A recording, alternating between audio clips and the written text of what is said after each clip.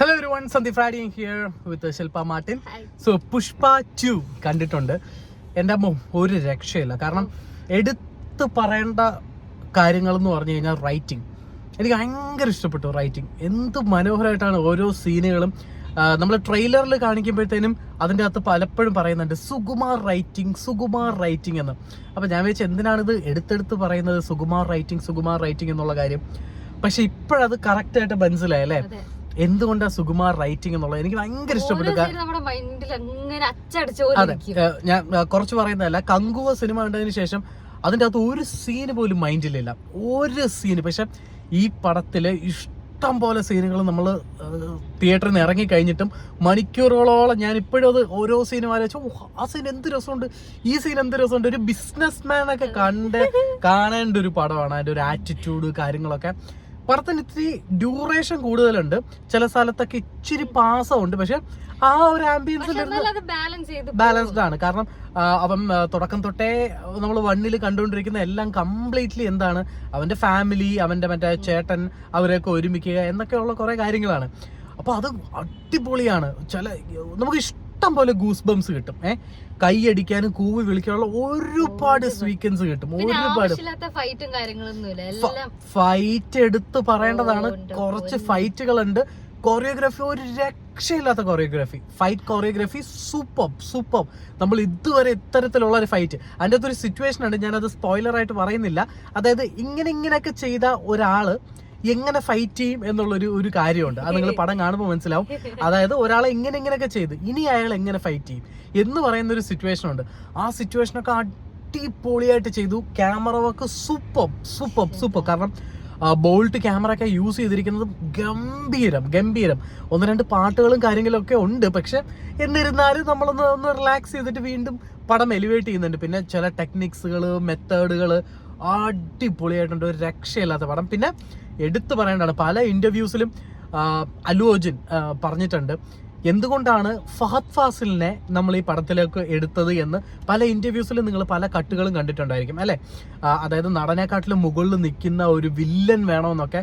Exactly എൻ്റെ അമ്മ ഈ ക്യാരക്ടർ അല്ലെ, ഫഹദ് അല്ലാതെ ഒരൊറ്റ മനുഷ്യന് ചെയ്യാൻ പറ്റത്തില്ല. കാരണം സൈക്കോ ആയിട്ടുള്ള നിങ്ങൾക്ക് ഷമ്മിയെ കാണാം, അല്ലെങ്കിൽ ആ രീതിയിലുള്ള എക്സെൻട്രിക് ആയിട്ടുള്ള മലയാളികൾക്ക് അഭിമാനമാണ്. കുറെ സാധനങ്ങളുണ്ട് ഫഹദിന്റെ ഒക്കെ കൈയടിക്കാൻ പറ്റുന്ന. പിന്നെ കോമഡി, നല്ല രീതിക്ക് കോമഡി ഉണ്ട്.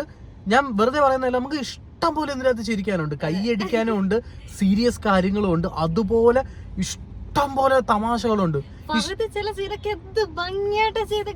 ഫഹദ് പറയണ്ടല്ലോ, അതായത് ലിറ്ററലി അഴിച്ചു വിട്ടേക്കുന്ന ഫഹദ് ഒരു രക്ഷയില്ല.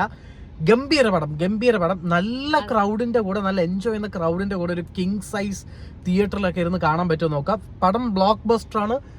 1000 crores താഴോട്ട് നമ്മൾ നോക്കേണ്ട ആവശ്യമില്ല. അടിപൊളി. പിന്നെ ദേവിശ്രീ പ്രസാദിന്റെ കുറച്ച് പ്രശ്നങ്ങൾ കങ്കുവയിലുണ്ടായിരുന്നു, ഭയങ്കര ലൗഡാണ് എന്നൊക്കെ പറയുന്നത്. പക്ഷെ എനിക്ക് തോന്നുന്നു ഇപ്പൊ തിയേറ്റേഴ്സ് എല്ലാം 2 പോയിന്റ് കുറച്ചിട്ടുണ്ടെന്ന് തോന്നുന്നു. നമ്മൾ PVR-ലാണ് കണ്ടത്. അവർ അല്പം സൗണ്ട് കുറച്ചിട്ടുണ്ടോ എന്ന് സംശയം. പക്ഷെ കാതിനൊക്കെ നല്ല സുഖമായിരുന്നു. മ്യൂസിക് മറ്റേ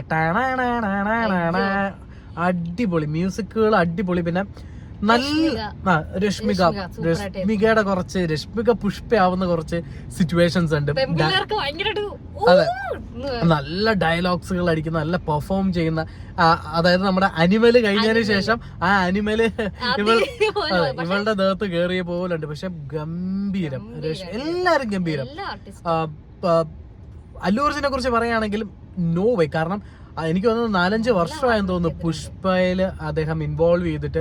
പക്ഷെ അത് അത്ര ഹാർഡ് വർക്ക് ചെയ്യുന്നുണ്ട് പുള്ളിക്കാരൻ, അത്രത്തോളം ഹാർഡ് വർക്ക് ജീവിക്കുകയാണ്. കാരണം നമുക്ക് അറിയാൻ പറ്റും നല്ല രീതിക്ക് പണിയെടുക്കുന്നുണ്ട്. പക്ഷെ അത് സ്ക്രീനിൽ അടിപൊളിയായിട്ട് സുകുമാർ അദ്ദേഹം കാണിച്ചിട്ടുണ്ട്.